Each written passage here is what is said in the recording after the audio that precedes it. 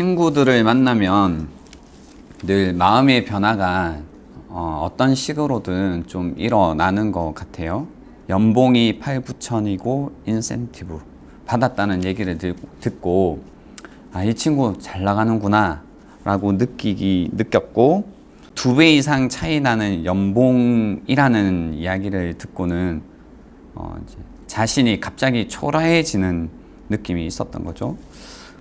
사실 우리가 이제 감정, 어떤 걸 느꼈을 때는 그 감정을 통해서 나를 좀 알아갈 수 있습니다. 나를 알아가는 통로가 되는데요.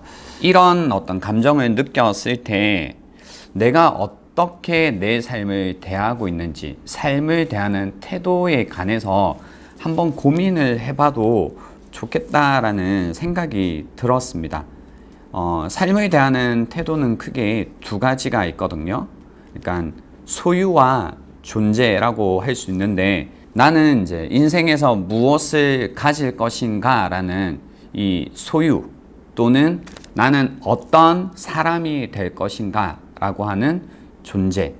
그래서 어떤 사람은 계속해서 나는 무엇을 가질 것인가에 초점을 맞추고 살아가죠. 뭐 이제 돈을 얼만큼 벌 것인가, 어떤 차를 탈 것인가, 어떤 집에 살 것인가. 그래서 무엇을 가질 것인가에 관해서 생각을 하게 되고요.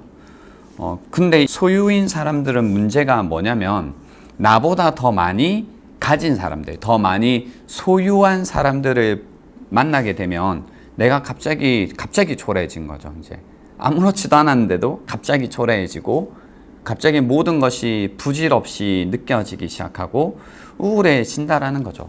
그러면 이제 어쩔 수 없이 내가 이 흔히 말하는 욕망이라는 것에 포로가 되게 되죠.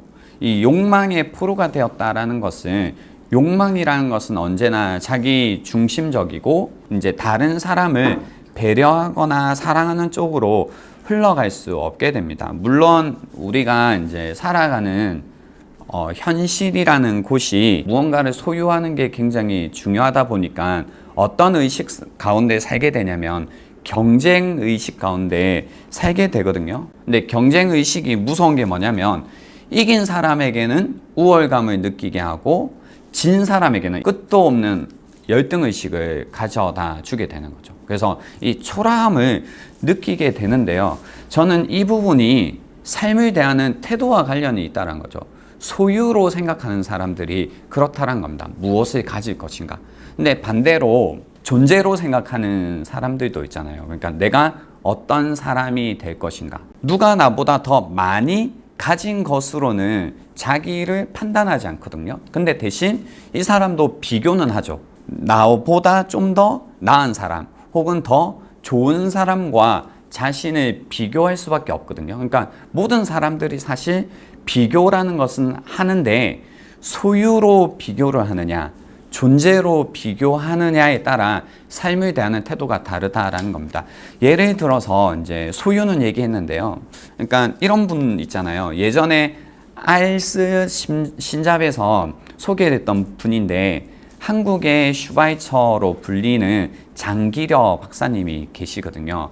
그 박사님은 이제 의사였는데 무엇을 많이 소유하고 가지는 쪽으로 가실 수 있었지만 이분은 이제 재산을 쌓는 것, 무엇을 가지는 것에 관심이 없으셨고 이 사람, 존재에 관심이 있으셨거든요. 그래서 어떻게 하면 그 사람들을 도울 것인가, 어떻게 하면 재정 형편이 어려워서 치료를 못 받는 사람들을 없게 할 것인가, 여기에 이제 일평생 헌신하셨던 분입니다.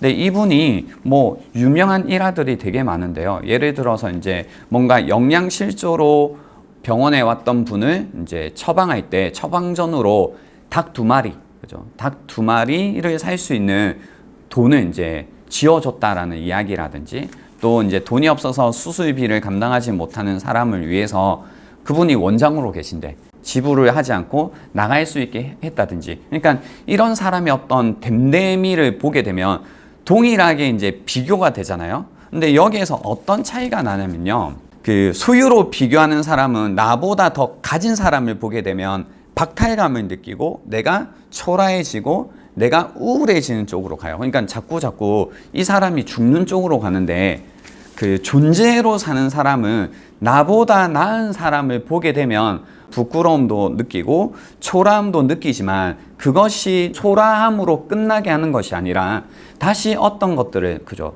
내가 살아나는 쪽으로 이끌게 돼요.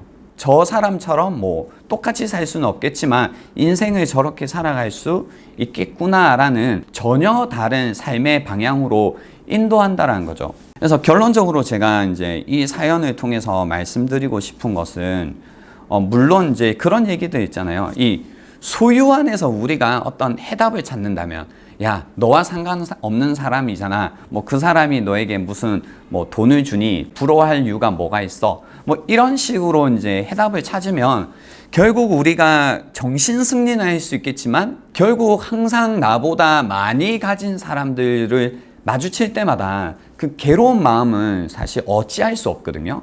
그래서 사실 이건 삶을 대하는 태도를 바꾸기 전까지는 해소되지 않는 문제일 거라고 생각을 하는 거죠. 그러니까 내가 무엇을 가질 것인가가 아니라 내가 어떤 사람이 될 것인가로 생각을 전환하는 게 필요하다는 생각입니다. 사실 이 사연을 보고도 이분이 얼마든지 저는 지금 당장 더 많은 것을 가지지 않고도, 연봉이 뭔가 더 높아지지 않고도 얼마든지 지금 현재 만족을 하고 기쁠 수 있겠다라고 생각한 부분이 있었어요. 그게 뭐냐면, 사연에 이분이 자기의 일을 좋아한다고 하셨거든요.